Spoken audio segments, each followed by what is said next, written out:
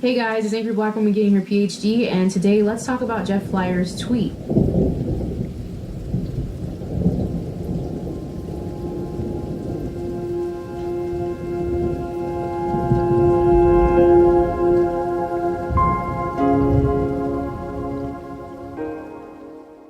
Jeff Flyer is the former dean of Faculty of Medicine at Harvard University. Flyer is one of the country's leading investigators in the area of obesity and diabetes.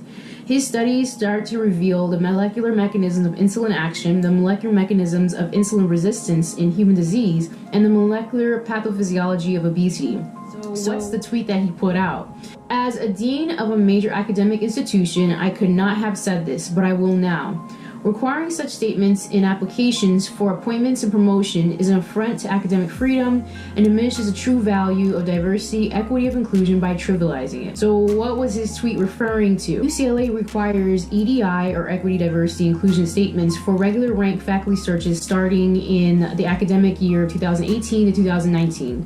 UCLA values increasing diversity and inclusion, and they said they wanted to do a better job at it. So let me read part of their announcement to you. As you are aware, the Academic Personnel Manual, which governs faculty hiring and promotion, already requires that due recognition be given to contributions in all areas of faculty achievement that promotes equal opportunity and diversity. That said, UCLA has not consistently collected the necessary information. Some units have long required such submissions, others make it optional, still others defer to the respective hiring committee. I believe we should adopt a more consistent and institutional approach to collecting this vital information. By doing so, UCLA will also reaffirm its genuine commitment to equity, diversity, and inclusion. This should also enhance our ability to attract a diverse pool of candidates, particularly those most vigilant of subtle cues concerning institutional culture and values. How does Jeff feel about promoting diversity and inclusion? There were so many people responding like it was possible I was missing something. So I had to go through his likes and go through his actual tweets and replies to see what he was saying to people.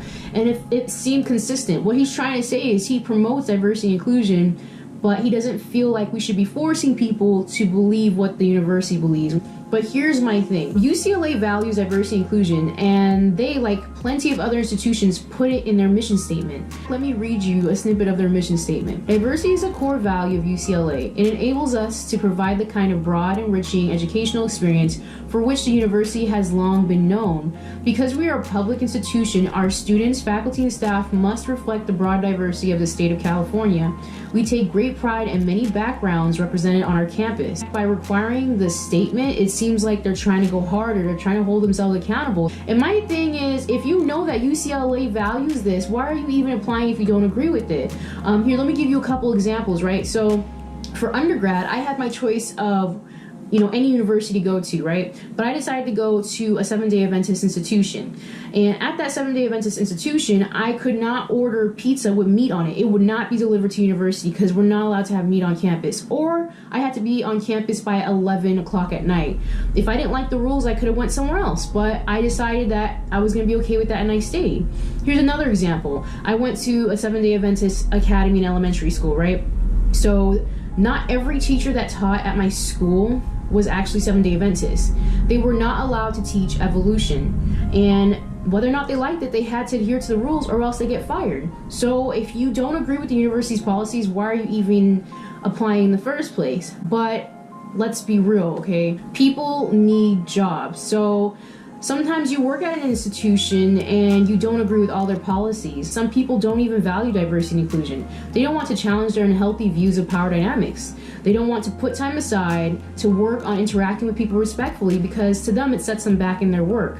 The same individuals who don't value diversity and inclusion can also be great at research. These people still contribute lots of new knowledge to the field with their work. These are the same folks that will fill out a diversity statement for brownie points, knowing their work speaks for them and they don't have to execute the plan once they're hired.